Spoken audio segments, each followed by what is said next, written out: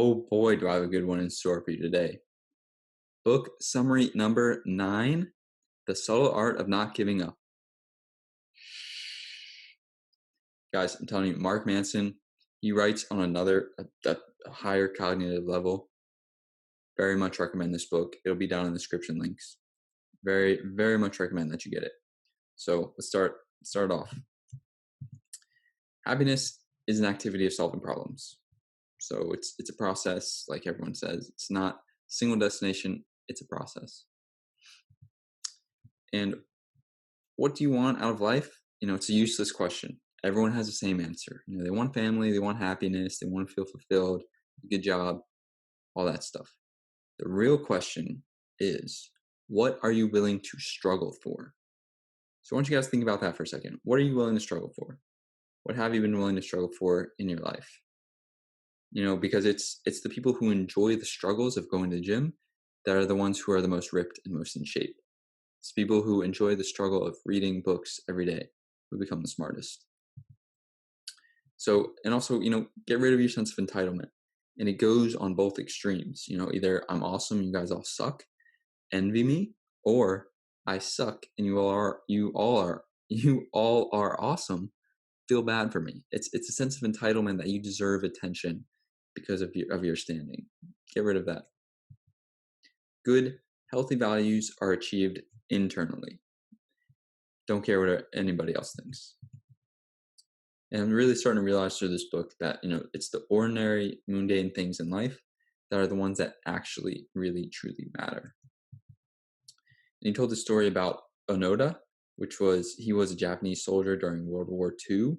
He stayed in the Philippines forest fighting for 25 years after the war was over. They bunch of times they brought airdropped leaflets saying the war's over, come out of the forest. He thought they were traps. He stayed in the forest, living off of bugs and insects for 30 years and killing innocent civilians, which is the sad part of the story. But when he went back to Japan, he got depressed because there's no more struggle. There's no meaning in his life. So that's interesting story. And Mark, it's a self-help book, but Mark is kind of anti-self-help in a sense. So, constant positivity from the self-help world, he says that's a form of avoidance. And I agree. We shouldn't deny negativity. We should accept it and express our negative feelings properly. Being constantly positive is just a blanket. It's just a band-aid. It's a form of avoiding your negative feelings when really you should feel them, express them, and let them go rather than just blanket positivity over top of it.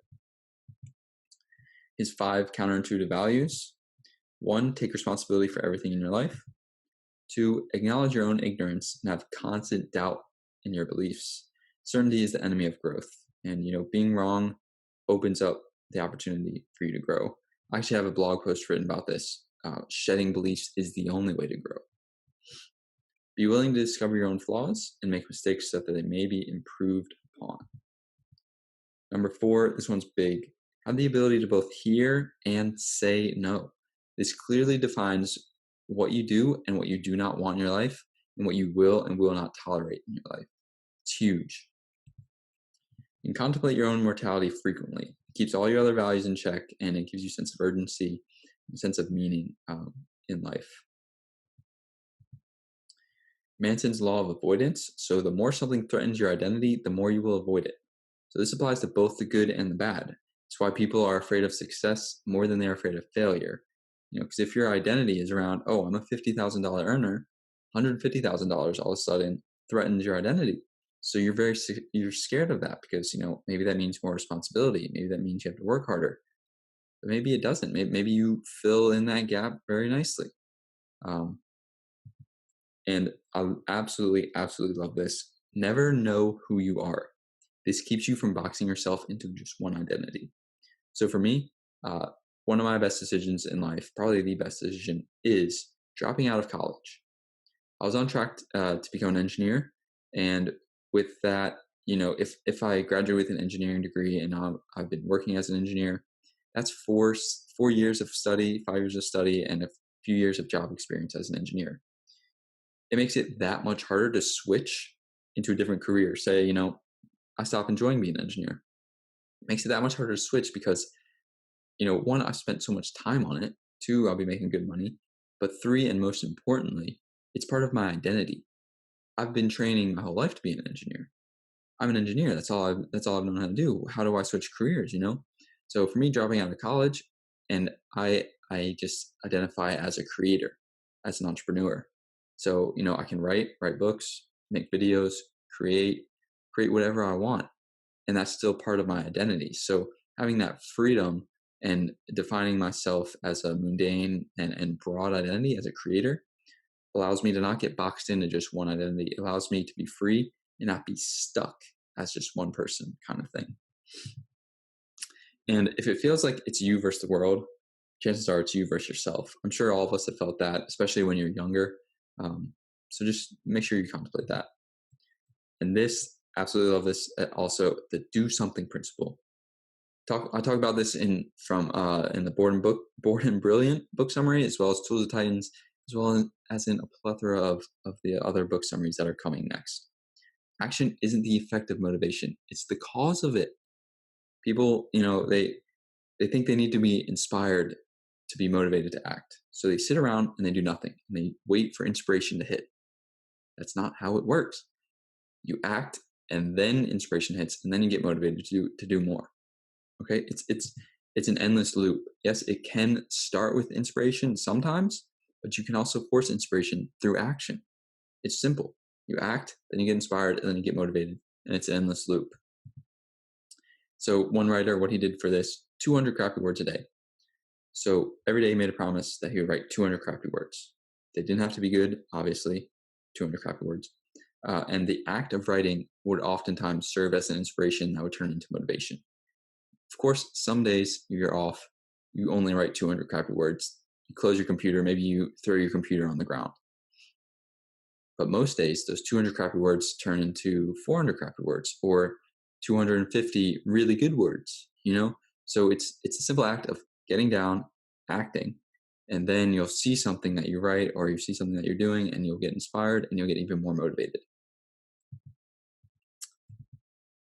So along with this, just doing something, have that as your metric for success rather than success, or hitting your goal, then that's success. No, doing something is the success. Taking the leap, having the courage to take that action is the success. So then even failure pushes you forward because you might not hit your goal, but as long as you keep acting and keep doing, you'll hit your goal soon enough.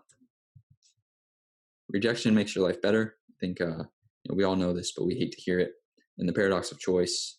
So, if there's 40 ice cream flavors, you choose one and it's pretty good, there's a huge chance that you're going to regret that choice because surely one of the other flavors had to be better. If there's only one choice, you're pretty satisfied with it, then you're always going to be satisfied with your decision.